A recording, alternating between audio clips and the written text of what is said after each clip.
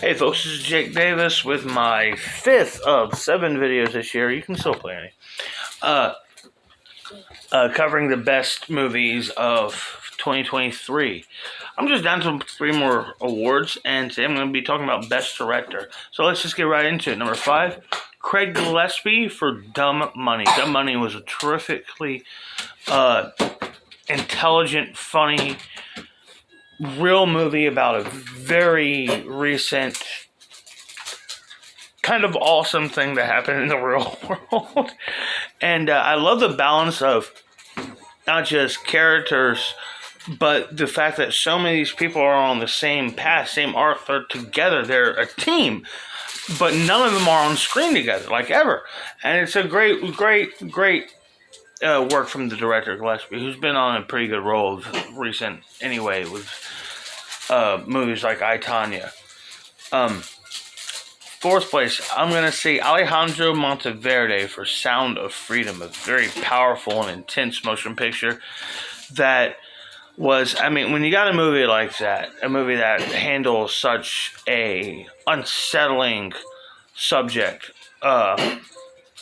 it's not an action movie. This is focused and mature and cinematic. It's a very, very good film.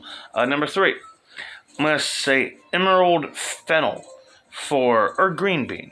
I'm going to start calling it. It's my nickname for her. She's, what? Her name means green bean. Listen to it.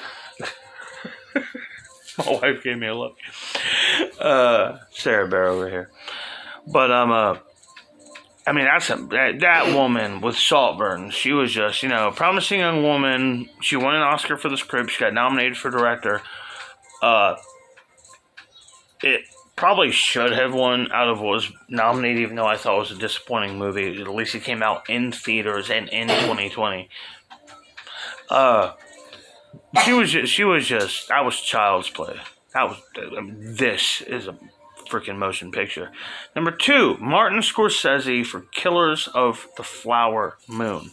Violent, poignant, beautiful, as his films always are, and he's most likely going to get nominated for this. And if he does, that will be his 10th. Are you okay? Yes.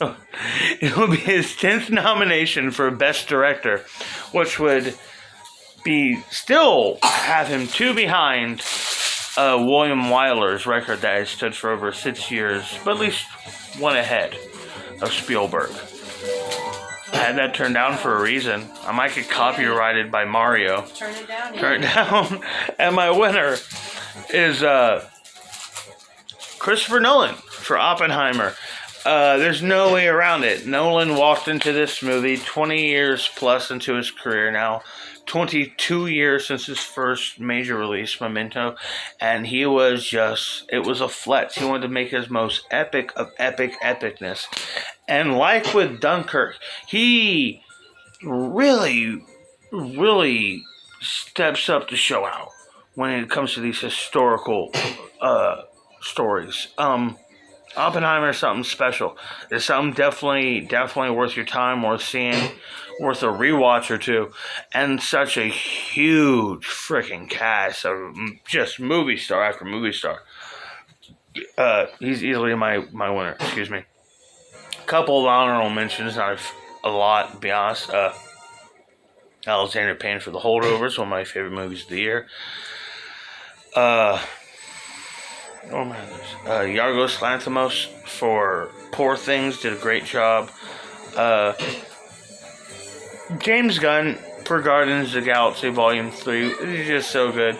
And I'll say Jalmari Helander for Sisu, probably the best action movie of the year. Anyhow, I hope y'all enjoyed this video. I got 2 more to go. I'm Jake Davis. I'll catch you on the fly.